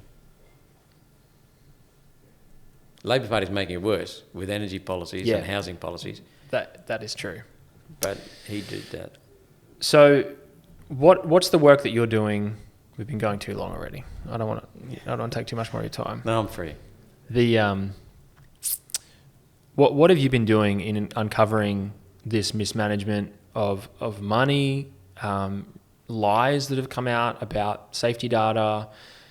You know, you've got a particular position, and I think you're really using it well to do the work that a senator can do and try and bring some accountability to these things. And I think a lot of Australians want to know the truth.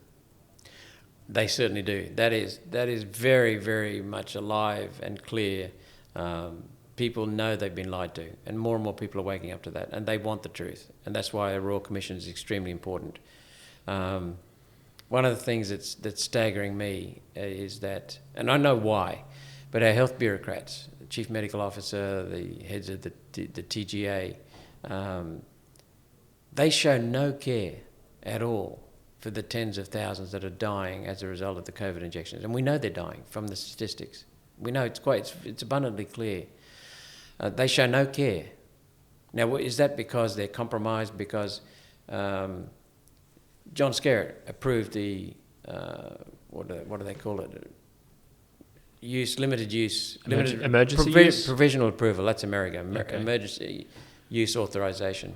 But in this country, it was provisional approval of the vaccines. I'll call them vaccines. They're not vaccines. They distort, they're COVID injections. They're gene therapy-based treatments. But they approved them with no testing in this country, with minimal and improper testing in the United States. They approved it based upon the FDA. Our Therapeutic Goods Administration relied upon the FDA. At the time they approved that based upon the FDA had previously already admitted that they did no testing themselves. They relied upon Pfizer, and now that's found to be completely corrupt. So they were never tested. Well, they were tested, but improperly tested. So not adequately tested at all. So why don't the federal health bureaucrats want to investigate? Why do they not care about the tens of thousands of people that are dying needlessly? Why? Now, I don't see them as massively involved in a corrupt thing, but I think whether they did it deliberately or indirectly, I don't know. Silence is violence, right? But the fact that they don't care. I'm trying to keep it light. No. This is something I don't feel very light about. I'm not criticising you for doing that. This is something that deeply troubles me. It's we're killing thousands of people, and no one gives a damn. And what's happening is the Liberal Party is now willing to release the contracts, but the Labor Party is in government. The contracts when the Liberal Party gave the contracts to Pfizer, we asked them for the copies of the contracts. They would not release them, commercial in confidence. When the Labor Party came in, Alex Antic moved a similar motion saying, let's have the contracts. And the Labor Party said commercial in confidence. So they're both involved because the states were mostly Labor. But there's an unwillingness, almost a fight. Well, there is a fight. There's a huge defence to not dig into the details. And that's what people want.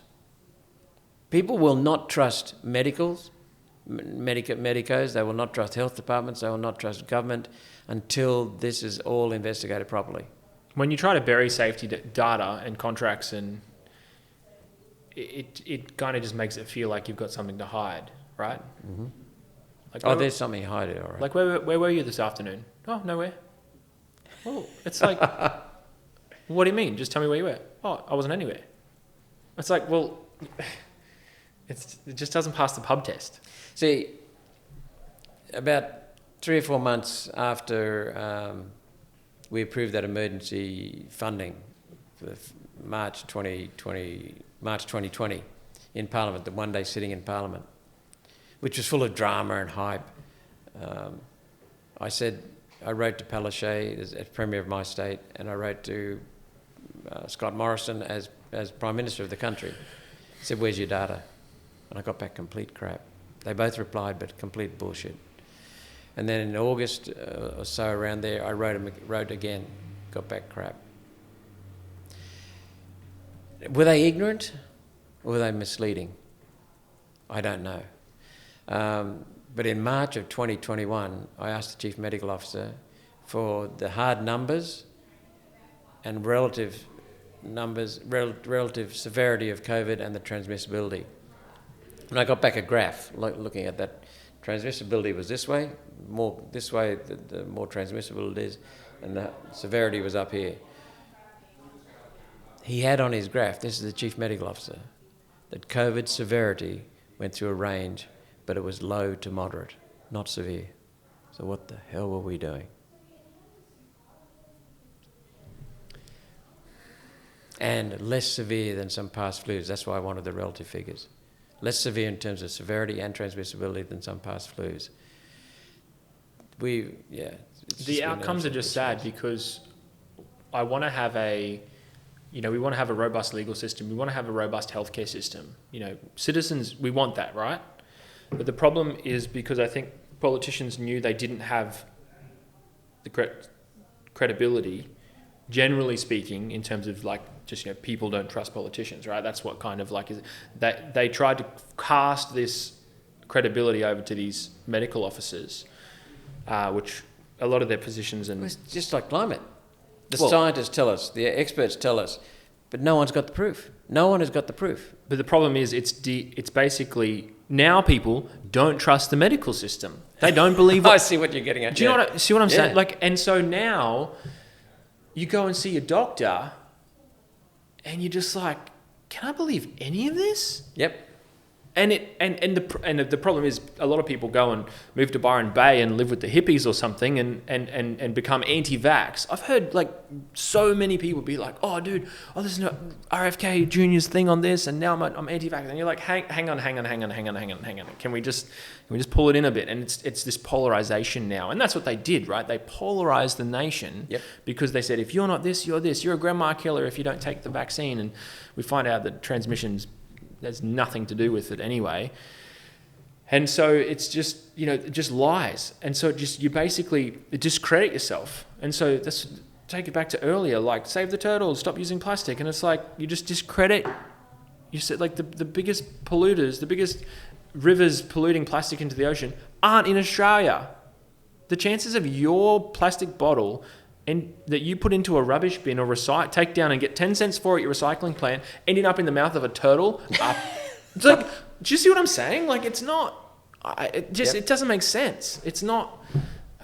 You're familiar with President Eisenhower's last speech in which he warned us of the military-industrial complex? Yeah. 2 paragraphs or 2 or 3 paragraphs below that, he warned us of something else, the scientific-technological complex. And what they do now is they say the science says, the scientists say, the experts tell us, and it's just bullshit. Which experts? Well, that's right, because then you get experts on the other side that have the same thing. You get studies that show one thing, and then you get studies that show something different. And so you got to try and be a PhD student to read the conditions of what was their test base or something of their study. You've got to try and how do we? It's so hard, but it's hard. When COVID first came to this country, we were shown videos of thousands of dead bodies, corpses in the street in China and Italy, and oh my God, if it's true, then we've got to prepare for that. So that means you're going to give them the worst case scenario. Get on with it, Morrison. As an unlimited open check, go for it, mate. And that's what you're going to do. But then, as I told them, we will hold you accountable. We want the data, and we want a plan, and we will hold you accountable. And when we started holding them accountable, there was nothing there. And the evidence shows that the chief medical officer said it's low to moderate in severity. Well, if you then think about that, and you look at the old people who are vulnerable, look at the obese and the immune compromised, take them out of the picture, and your actual severity is very, very low. And now we know that's the case. It was less than some past flus. And so there should be a reckoning now and a willingness to open the books up and have a good look. Otherwise, we're going to keep destroying trust. And look, hindsight's 20/20. We know that now, and the problem is a lot of the people saying those things were banned on Twitter at the time. But the chief medical officer knew it in March 2021 before the injections were released. The pharmaceutical companies knew it when they rolled the thing out and sold it. In the safety data that they said that whatever that spokeswoman said, she said that they knew it never had anything to do with decreasing transmission whatsoever. Yeah. Or severity of transmission. They said that they knew that from the start, yet that was the thing that governments ran on until that came out, and then they changed they have to figure out another way to sort of... what I was getting to was that we were told initially that this is a horrific emergency. So we released the funds, away we went. And then I started asking questions. And then I realised they were making this shit up as they were going. And then I realised this all came as more and more data was released. Then I realised that this had been planned with Event 201 and a few other things. This had been orchestrated, but I thought it had been orchestrated just over months. Then I realised it had been orchestrated over years. Then I realised that Julia Gillard signed a pact with the United States, Canada, Britain, United States, Canada, about making these defence countermeasures. That's where it came from in 2007. Now David Martin is saying that some of the early patents, and he's an expert on patents from around the world, were developed in 1965. And that the release of this from a lab was flagged before it was released. So, and then we find out that the cover-up, that there's a story that goes around that says Obama outlawed gain-of-function research, which apparently he did.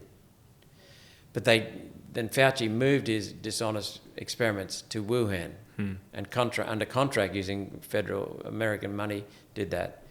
Well, David Martin is saying, no, that did happen, but that's a cover for the real story, which is that it was developed in the University of North Carolina. And that is, according to David Martin, and he's got documents to prove it apparently, that's the reality. So there are cover-ups over cover-ups here just to deflect us from the trail. So we have to get to the bottom of it. They told us, anybody who says it's a Wuhan lab leak is a conspiracy theorist. Then they admitted it. Well, yeah, they were banned on Twitter for saying that too. Now they were literally removed and couldn't, like, their now the new accounts boss of Twitter, a new owner of Twitter, revels in it. Is he a capitalist? Very hard man to figure out. He's bright. He's probably gifted, and gifted people, you know, they say their intellect's off the scale, but also some of their ethics may be off the scale, maybe warped in some places. But look what he's doing with X. He's not anti-human though. Although I don't think so. Although Neuralink is really interesting, his stuff, that the accountability he's trying to bring to the AI space is quite honourable, I would say. Yeah, and his SpaceX? Yeah. Wonderful stuff. I mean, that's revolutionising spacecraft, which will now give us communications right around the country at a fraction of the cost they are now, which is wonderful. But his belief in Teslas is just, there's nothing to base them on. You know, he thinks that he should know, because of his dabbling in science, that carbon dioxide has no impact on what the alarmists claim. None at all. We know that. He's an opportunist. I don't know if he just says those things to, like, he's scatter the wind. Well, yeah, I don't know. Scatter the seeds, I mean. Yeah, I don't know. Like, he's hard to figure out, but he's good at the things that he does. I saw this breakdown of the different companies he's purchased and the things he's achieved, and from a marketing standpoint, it's a genius, because ultimately, no matter what he's dabbled in, it has led to it's what it's marketed as is the saving of humanity. Electric cars, space travel, purchasing X. He's saved free speech by doing, like, he's good at positioning himself in companies and in the companies that he owns in the way that, you know, it's honourable, the way that. Because you get on board with his cause because, oh yeah, we're doing this for humanity. So even though some of it's bullshit. Well, I don't know if he believes all the climate stuff but he's making money from Tesla. So I would say that's where he's difficult to work out, because his mind clearly goes to many different topics, and he's scientific in his approach. So there's no way he could believe what carbon dioxide is supposed to be doing. But he may not have thought about it. The other thing that raises questions is, how can one man possibly have dabbled in so many areas, not just dabbled, but become an expert in so many areas? He must have phenomenal instincts, gut, delegation. So that's possible. Did you see his interview with Jordan Peterson? No, I don't get much time to watch videos. It was like last week, and he explained. That's his second one, wasn't it? Oh no, Jordan Peterson. Sorry, Rogan did Jordan Peterson second time. Yeah, that was recent too. But Jordan Peterson interviewed Elon Musk, and he breaks down why he's anti-woke, why he is so passionate about destroying the woke mind virus, as he likes to call it. And it's because they convinced him to put his own child on puberty blockers when they wanted to transition, and they lied to him about the truth.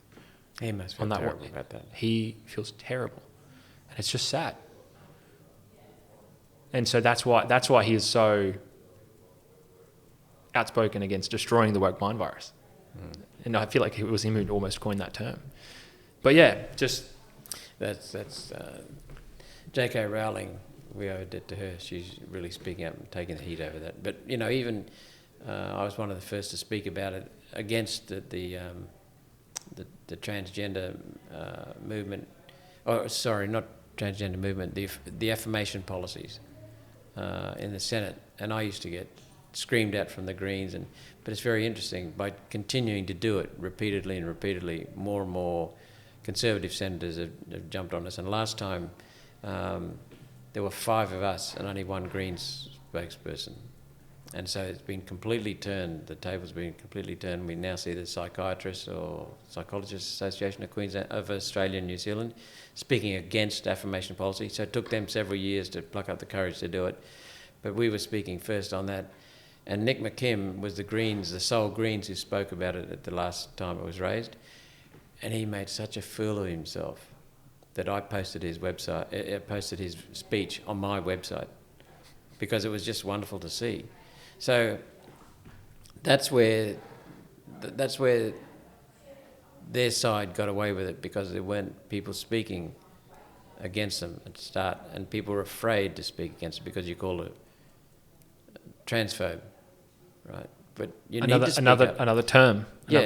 Another label. Sorry. Did you go and see Tucker Carlson? In Brisbane? Yeah. No, but I watched his speech from Melbourne. It was brilliant. Well, we were in the audience. I don't know how many thousands of people in the Brisbane audience at Boondale, but he spoke for 50 minutes without one note, no piece of paper. He was engaging, he was conversational, he was inspiring, he was energetic, he was just down to earth in so many ways, humorous. It just peeled off, but it wasn't choreographed. It wasn't staged. It wasn't memorized. It was just, he knows his stuff. But at the end, when you do a speech, there's always a call to action. And his call to action was like a good sermon. Yeah, his call to action was one word: speak. If everyone does that, we won't have these problems. It's because people have been silenced, and that's what the woke bullshit is about. Is that speak up or speak to each other? Both. But especially speak up. If you're in a PNC meeting and your kid's going to be addressed by a, what do they call them, drag queen. You're muttering under your breath, oh, this is no good. Well, speak. So speak to your mates on the PNC. Speak to the principal. Go one-on-one with the principal. Talk to other parents when you're dropping off kids at school, picking them up. That's what it needs. That's what it needs in Parliament too. Speak. It's really simple. Is there hope for this country, Senator? Not under Liberal Labor, and I'm serious.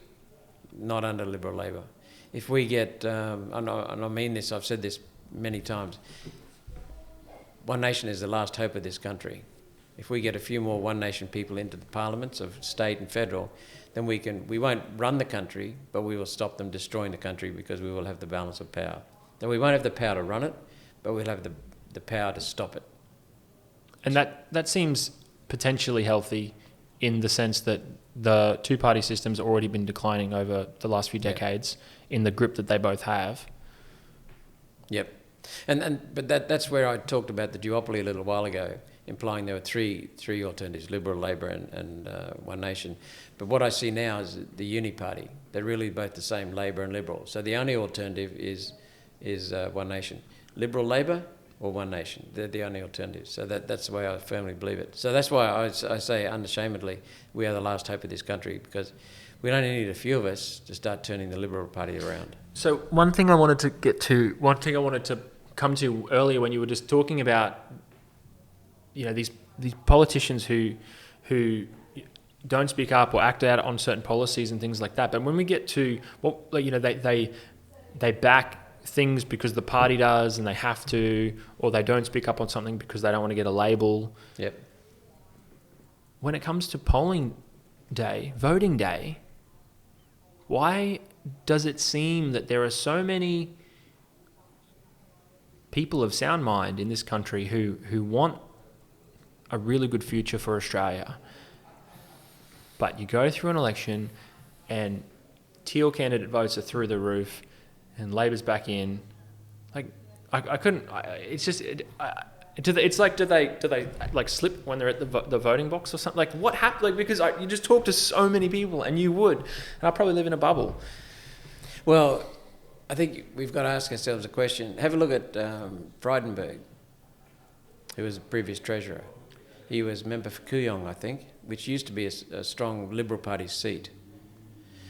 Now, over the years, the demographics has changed. It's become closer to inner city. So it's become more of a hunting ground for the Greens. So Frydenberg used to speak as a climate skeptic. To make sure he didn't lose too many votes to the Greens, he started talking about climate change.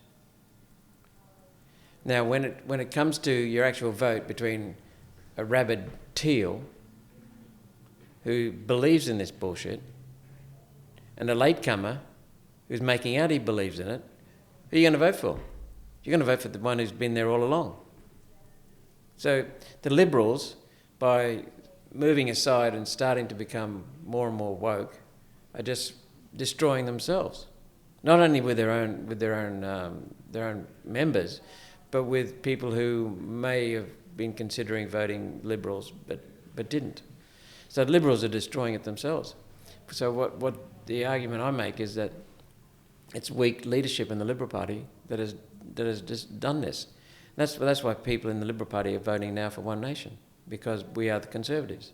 Labor people don't realise that Labor people Labor voters, Labor members have quite often been Conservative when it comes to social values, anti-abortion, strong Christian values. Labor Party sets them aside and rubbishes them, so we're the only alternative there too.